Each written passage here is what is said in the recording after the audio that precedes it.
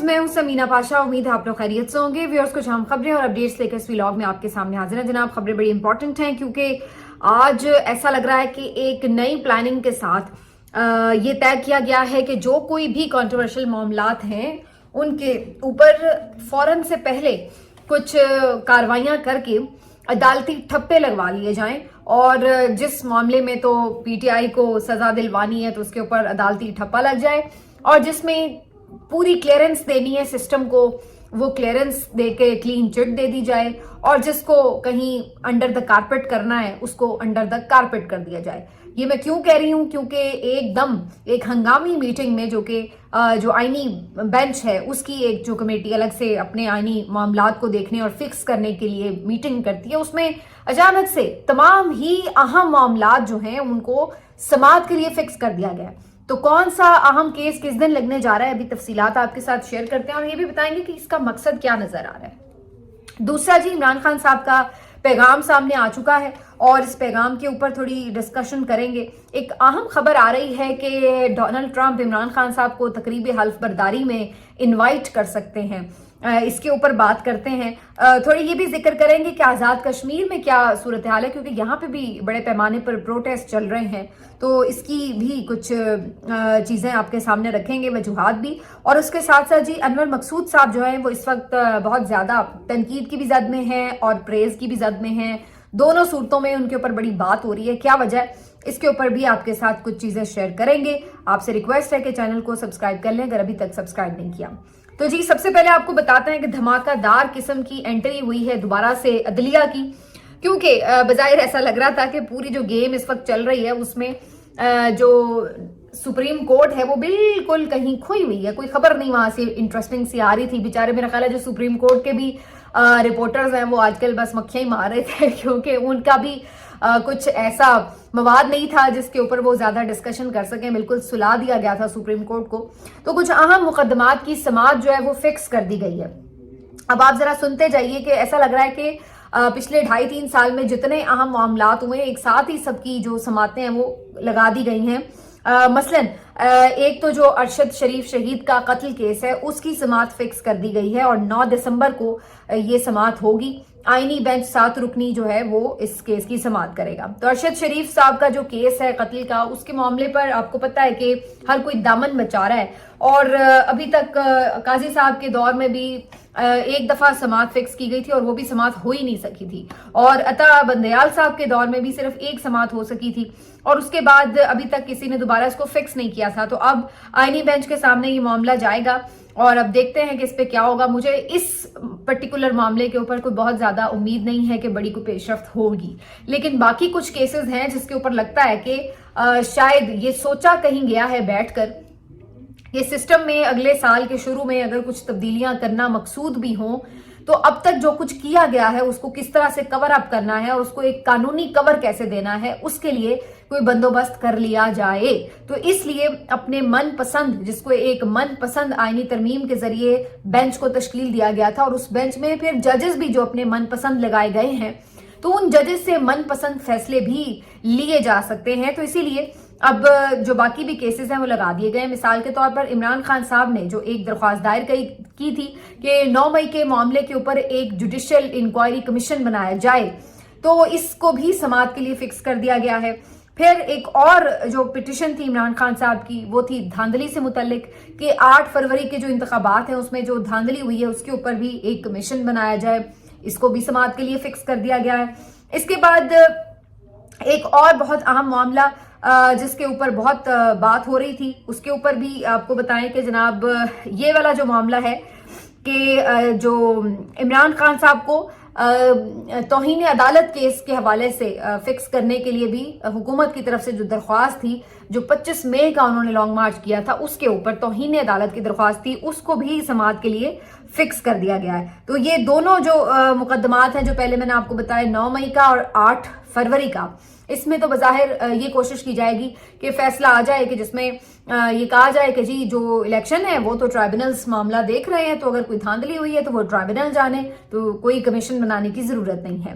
तो दूसरा जो मामला है 9 मई के मुकदमात का, उसके ऊपर भी बज़ाहिर कोई कमीशन बनाता नजर नहीं आ रहा, और बज़ाहिर यही शायद कहा जाए कि जी चूंकि इन मामलात को इंसदाद दहशतगर्दी अदालत और मिलिट्री कोर्ट्स देख रही हैं, तो लिहाजा इनको भी कमीशन में लाने की जरूरत नहीं है। तो बिल्कुल इन दोनों को इस तरीके से फारिग किया जा सकता है। फिर मिलिट्री ट्रायल केस, ये भी सबसे इंपॉर्टेंट मामला है, इसके ऊपर भी समाअत फिक्स कर दी गई है। और इसके बाद फिर ये वाली जो दरख्वास्त थी जस्टिस जवाद एस ख्वाजा की कि जो मिलिट्री ट्रायल केस है उसको उस वक्त तक ना सुना जाए जब तक कि 26वीं आईनी तरमीम का फैसला ना हो जाए और इसको सुन के मसला हल ना कर लिया जाए। तो इस वाली दरख्वास्त को भी फिक्स कर लिया गया।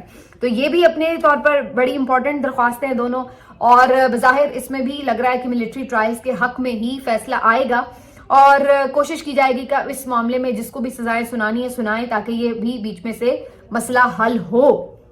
उसके बाद जो एक और अहम पिटिशन है वो भी फिक्स की गई है, और वो है जनाब सिमाबिया ताहिर साहिबा की दरख्वास्त, जिसमें सिमाबिया ताहिर साहिबा ने दरख्वास्त की है कि जो पीटीआई के रहनुमा हैं, पीटीआई खुद बहैसियत सियासी जमात, उसके खिलाफ जो कानूनी कार्रवाइयां हो रही हैं, जो केसेस बनाए जा रहे हैं, उसके ऊपर उन्होंने कोई दरख्वास्त दायर की थी, उसको भी समाअत के लिए फिक्स कर दिया गया है। तो इस तरीके से ये सारी दरख्वास्तें। और फिर एक और बड़ी दिलचस्प दरख्वास्त है जिसको समाअत के लिए फिक्स किया गया है, ये है जी कि इमरान खान साहब को केपी में शिफ्ट कर दिया जाए, अडयाला जेल से निकालकर केपी हुकूमत की किसी जेल में शिफ्ट कर दिया जाए। तो ये वाली दरख्वास्त भी समाअत के लिए फिक्स कर दी गई है। तो अब आप अंदाजा लगा लीजिए कि जितने पिछले 2-2.5 साल में ऑलमोस्ट कॉन्ट्रोवर्शियल मामला थे, उन सबको समाअतों के लिए फिक्स कर दिया गया है। और ये सारे केसेस जो हैं वो 9 दिसंबर, 10 दिसंबर, 11 दिसंबर, इन 3 तारीखों में सुने जाएंगे। और जैसे मैंने आपको बताया कि बहुत ऑब्वियस है कि इन तमाम केसेस में क्या क्या फैसले मुतवक्के हैं, वही बज़ाहिर आएंगे। और उसकी कोशिश ये होगी कि ये तमाम मामलात अगर कभी ये तरमीम रिवर्स हो गई, सूरत हाल बदल गई, तो ये सारी चीजें जो हैं वो गले पड़ने का अंदेशा है। तो उन्होंने कहा है कि हम इसी अपने बंदोबस्त में इन तमाम चीजों को एक कानूनी कवर दे दें, ताकि बाद में ये जो मामलात हैं ये गले का तोक ना बन जाएं और कोई गले की हड्डी ना बन जाए। तो इस वजह से बज़ाहिर ये लग रहा है कि अपने पसंदीदा बंदोबस्ती सिस्टम में एक कानूनी ठप्पा लगवाने के लिए ये तमाम दरख्वास्तें फटाफट से फिक्स करवाई जा रही हैं, और कोशिश होगी कि इन तमाम मामलात को किसी तरफ लगा दिया जाए। तो ये एक बड़ी अहम खबर है। और इससे पहले जुडिशल कमीशन का जो इजलास हुआ, उसमें अंदाजा आप लगाइए कि जब दोबारा मंसूर अली शाह साहब ने चीफ जस्टिस गाया अफरीदी साहब से ये कहा कि पहले 26वीं आईनी तरमीम का फैसला होना चाहिए फुल कोर्ट में, उसके बाद जुडिशल कमीशन का इजलास होना चाहिए, क्योंकि ये उससे जुड़ा हुआ मामला है। तो इस पर एक दफा फिर से चीफ जस्टिस याया अफरीदी साहब ने बिल्कुल साफ चिट्टा कोरा जवाब दे दिया है जनाब मंसूर अली शाह साहब को, और उन्होंने कहा कि ये मामला अब आईनी बेंच और आईनी कमेटी ही देखेगी। तो उन्होंने इसके ऊपर फुल कोर्ट नहीं बनाया। तो अब अगर देखा जाए तो आप कह सकते हैं कि अब फुल कोर्ट जो है मुश्किल ही है कि कभी दोबारा बने, क्योंकि अब फुल कोर्ट आईनी बेंच को ही समझा जाएगा। तो इसके बाद जो जुडिशल कमीशन की जो आगे की कार्रवाइयां हैं वो अब चलती रहेंगी। जहां जहां जिसने अपने मर्जी के जज भर्ती करवाने हैं तो लूट सेल लगी हुई है, और ये जो हुकूमती जमातें हैं वो इस वक्त इस लूट सेल का भरपूर फायदा भी उठा रही हैं। तो ये सारी जी कहानी है अदालत के मामलात से जुड़ी हुई। लेकिन अब सच्ची बात है, हमारा तो दिल ही नहीं चाहता कि इन अदालतों से आए हुए खबरों के रिमार्क्स और इन चीजों के ऊपर कुछ डिस्कशन करें, क्योंकि सबको पता है कि सुप्रीम कोर्ट की इस वक्त हालत है क्या। और यही वजह है कि आप देख रहे थे कि इतने दिनों से कोई इसके ऊपर बात भी नहीं हो रही थी। बहरहाल ये केसेस लगवाए जा रहे हैं, और इनका क्या मकसद हो सकता है बज़ाहिर तो यही नजर आता है। बाकी जैसे जैसे चीजें आगे बढ़ेंगी तो आइडिया मजीद होता चला जाएगा। अब आगे बढ़ते हैं, आपको बताएं कि जी इमरान खान साहब ने आज फिर जो जेल में गुफ्तगू की है, और जो उनका मैसेज आज ट्विटर के जरिए भी बाहर आया है, तो उन्होंने एक दफा फिर बड़ा आड़े हाथों लेते हुए सारे सिस्टम को और खासतौर पर इस्टेब्लिशमेंट पर तनकीद के नश्तर चलाते हुए फिर से जंगल के बादशाह के अल्फाज इस्तेमाल किए हैं। और उन्होंने बताया कि किस तरीके से सारे सिस्टम को यरगमाल बनाया हुआ है। जो ये वाकया आया है 26 नवंबर का, इसके ऊपर उनका फिर से बहुत ज्यादा उन्होंने एहतजाज किया, गम और गुस्से का इजहार किया। और फिर उन्होंने ये कहा है कि अब इस सिलसिले में उन्होंने जो कमेटी तश्कील दी है, हुकूमत के पास ये अल्टीमेटम है کہ 13 تاریخ سے پہلے اس جو کمیٹی ہے اس کے ساتھ بات چیت کر کے معاملات کو آگے بڑھایا جا سکتا ہے. ادروائز پھر وہ ایک کال دے دیں گے جو کہ سول ڈس اوبیڈینس یعنی سول نافرمانی کی تحریک کی کال ہو سکتی ہے. اب حکومت کے پاس ٹائم تو ہے، لیکن آپ کو پتا ہے کہ یہ حکومت بات چیت میں کتنی سنجیدہ ہے اور کتنا کہ عمران خان صاحب کو یہ ریلیف دینا چاہتے ہیں. تو بظاہر اس میں کوئی امید نظر نہیں آتی، لیکن کیا یہ سول نافرمانی کی جو تحریک ہے اس پہ اوورسیز اس طرح سے ریاکٹ کریں گے کہ ریمیٹنسز بھیجنا بند کر دیں؟ اچھا دیکھیے، پہلے تو شاید تھوڑا اس پہ شک شبے کا اظہار کیا جا سکتا تھا، لیکن آپ کو میں ایک بات بتاؤں کہ پچھلے 3-4 دنوں میں خاص طور پر جو اوورسیز کے ساتھ انہوں نے کیا ہے، جو مختلف اوورسیز پاکستانیوں کے یہاں پہ رشتہ دار وغیرہ تھے اور جو یہ لوگ زیادہ ایکٹیو تھے ٹویٹر وغیرہ پہ، سوشل میڈیا پر، تو انہوں نے جس طریقے سے اغوا کیے ہیں لوگوں کے، گھر سے اٹھائے گئے ہیں بہن بھائی یا پھر والدین، یا کچھ انہیں تنگ کیا گیا ہے، پریشان کیا گیا ہے، تو اس کے بعد جو ایک نفرت کا لاوا ابل رہا ہے نا، اس کے بعد تو مجھے شک ہے کہ یہ جو ہے نا، انہوں نے ریمیٹنسز کی اپیل کرنی ہے اگر خان صاحب نے، تو وہ لازمی اس کے اوپر عمل کر دیں گے. یعنی آپ نے ان کی جو جذبات ہیں اور بھڑکا دیے ہیں، اب وہ اور انہیں اس بات پہ آئے گا کہ یار یہ دیکھو انہوں نے ہمارے ساتھ کیا کیا. تو یہ والی صورتحال ہے. تو یہ اب مجھے نہیں معلوم ہے کہ کس طرف سچویشن جائے گی، لیکن آپ اندازہ لگا لیجئے کہ کوئی معاملہ فہمی نام کی کوئی چیز ہی نہیں ہے کہ کسی نے کوئی بات چیت کے ذریعے یا کوئی تھوڑی سی ہیلنگ ٹچ کے ذریعے کوئی معاملات کو سنبھالنا ہو، کوشش کر رہے کم از کم سنبھالنے کی، تو وہ چیز ہمیں نظر نہیں آتی ہے. اور ایسی ہی ایک صورتحال ہمیں آزاد کشمیر میں بھی دکھائی دے رہی ہے. آزاد کشمیر میں ایک لوگوں کی نمائندہ حکومت تھی، اس کو ختم کر کے اور جگاڑی سی حکومت کر کے، جس طرح دھونس داندلی سے انہوں نے پہلے بھی ادھر ادھر کر کے لوگ بنوائی حکومت، اس کے بعد سے آزاد کشمیر میں بھی چین نہیں ہے. وہاں پہ بھی ہر روز کوئی نہ کوئی معاملات ہیں، لوگ احتجاج کر رہے ہیں، سڑکوں پر ہیں.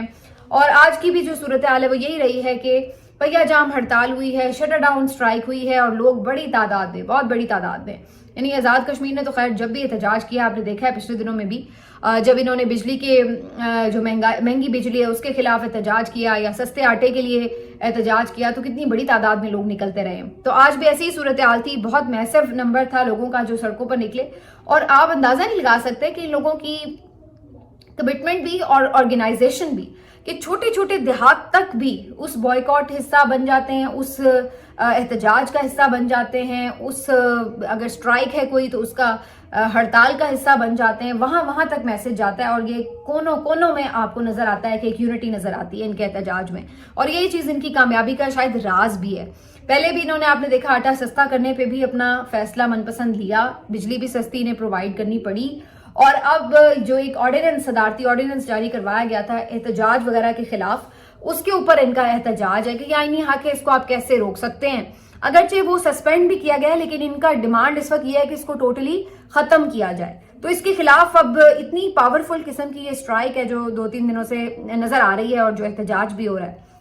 تو اب مسئلہ کیا ہے؟ مسئلہ وہی ہے جو ہر جگہ پر ہے، جو بلوچستان میں ہے، جو کے پی میں ہے، جو آپ کو اب آزاد کشمیر میں نظر آ رہا ہے، اور جو شاید اب پنجاب میں بھی آپ کو بڑے شہروں میں دکھ رہا ہے کہ ہر جگہ صرف ڈنڈے کا استعمال، زور زبردستی، چلاکیاں، ہوشیاریاں، مکاریاں، ان کے ذریعے حکومت چلانے کی کوشش ہو رہی ہے. اور اسی کی وجہ سے ہمیں یہ نظر آ رہا ہے کہ ایک بے چینی ہے، ایک عدم استحکام ہے جو آپ کو ہر صوبے میں نظر آ رہا ہے. کیونکہ جب تک آپ اپنے لوگوں کو اپنے ساتھ جوڑیں گے نہیں، جب حکومت لوگوں کے ساتھ جڑی ہوئی نہیں ہوگی، تو کیسے ریاست آپ چلائیں گے آگے؟ یہاں پہ پرابلم یہ ہے کہ حکومت کسی اور سیارے کی لگ رہی ہے، کوئی ایلین حکومت ہے، اور جو لوگ ہیں وہ ٹوٹلی اپنے آپ کو بالکل ڈپریسڈ اور اس طرح سے فیل کر رہے ہیں کہ سپریسڈ ہیں. اب اس چکر میں جب وہ کچھ اس کے خلاف بات کرتے ہیں یا بولتے ہیں، تو اس کے بعد بجائے اس کے کہ ان کو کسی طرح انگیج کیا جائے، کچھ ان کے مسائل کا مداوع کیا جائے، الٹا ان کے اوپر مزید ڈنڈا چلایا جاتا ہے، مزید ان کو ڈرایا جاتا ہے، مزید ان کو دھمکایا جاتا ہے، جس کی وجہ سے جو احتجاج ہے وہ مزید شدت اختیار کر جاتا ہے. اور یہی وہ ایک سائیکل ہے جو ہمیں نظر آ رہا ہے کہ جس کی وجہ سے ایک سٹیبلٹی نام کی چیز جو ہے وہ کسی جگہ پہ نہیں ہے.